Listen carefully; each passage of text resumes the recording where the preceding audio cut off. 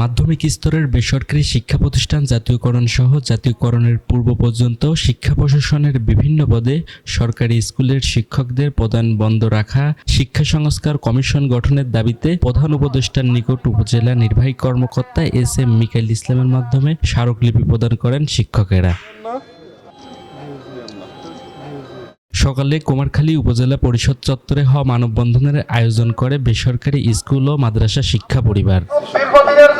মানববন্ধনে সরকারি শিক্ষক এবং বেসরকারি শিক্ষকদের বৈষম্য দূরীকরণ, শিক্ষা সংস্কার কমিশন সহ নানা দাবি জানান শিক্ষকেরা।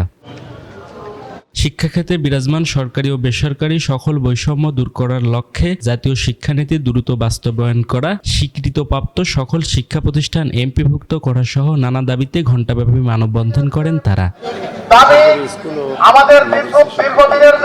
এ সময় উপস্থিত ছিলেন উপজেলা মাধ্যমিক শিক্ষা অফিসার এজাজ কায়সার সহ উপজেলার বিভিন্ন স্কুলের শিক্ষকেরা।